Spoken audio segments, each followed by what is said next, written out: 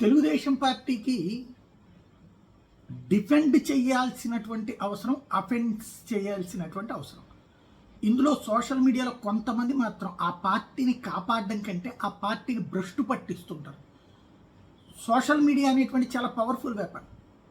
సంస్కారయుతంగా మాట్లాడే, చక్కటి లాజికల్ పాయింట్లు మాట్లాడే వ్యక్తులని సోషల్ మీడియా ద్వారా పరిచయమైన సమాజం వాళ్ళని మేధావులుగా గుర్తిస్తుంది. వాళ్ళు మాట్లాడే దాని పట్ల ఆసక్తి కనబరుస్తుంది, అందులోని నిజాయితీని చూస్తుంది. అలా కాకుండా నోటికొచ్చిన భాష, నోటికొచ్చిన దూషణ చేస్తూ ఉంటే అది పార్టీకి ఏమన్నా ప్రయోజనమా? ఇప్పుడు నిన్న గీతాంజలి అంశంలో మాట్లాడినటువంటి మహిళలు, అలాగే వెటకారం చేసినటువంటి వాళ్ళు, ఏం ఒరిగింది? పార్టీకి ఏమన్నా 10 పైసలు ప్రయోజనం వచ్చిందో వాళ్ళ కామెంట్ల వల్ల?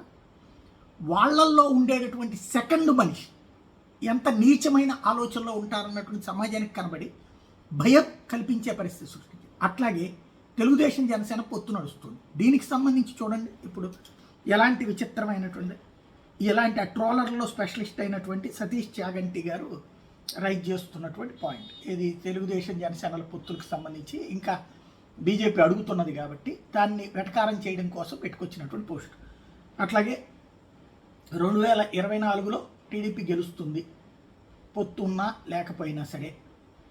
ఓడిపోవడానికి ఒకటే ఛాన్స్, బీజేపీతో పొత్తు. అట్లాగే BJP plus TDP equal to TDP die, BJP plus YCP equal to YCP die, BJP plus JSP equal to both die. కాబట్టి వాళ్ళు వస్తున్నారు. ఇది ఎవరికి ప్రయోజనం చేకూర్చింది? తెలుగుదేశానికి ఒక వేసమెత్తు ప్రయోజనం ఉందా దీనివల్ల? పైగా భారతీయ జనతా పార్టీకి సంబంధించిన సోషల్ మీడియా వాళ్ళకి కానీ, వాళ్ళ పార్టీ వాళ్ళకి కానీ కసి రేకెత్తిస్తుంది, విసుగు రేకెత్తిస్తుంది, చికాకు రేకెత్తిస్తుంది. సోషల్ మీడియాను కనుక తెలుగుదేశం కంట్రోల్ చేయడం, అంటే వాళ్ళకి ఎందుకన్నా అప్పుడు 2018లో విడిపోయినప్పటి నుంచి వార్ నడుస్తుంది కాబట్టి సైకలాజికల్గా వాళ్ళు బీజేపీ అంటే విపరీతమైన ద్వేషం పెంచుకున్నారు. ఇట్లాంటి వాళ్ళందరూ ఆ ద్వేషం ఇంకా వదలకపోతే ఈ పొత్తు వల్ల ఏంటి ప్రయోజనం ఆలోచించుకోవాల్సి.